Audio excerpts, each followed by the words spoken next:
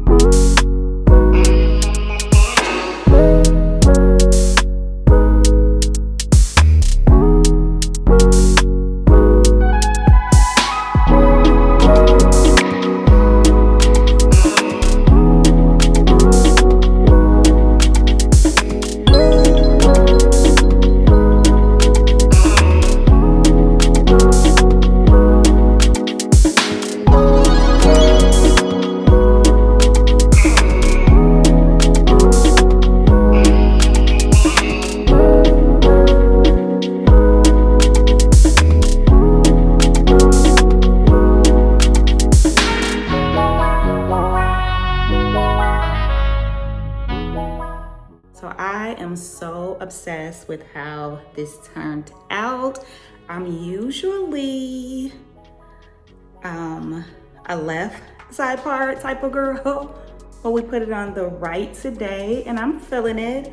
I did decide to leave a few little rubber band pieces out in the front just to switch up the style a little bit. I will show you how some different ways that you can style these twists, so stay tuned for that.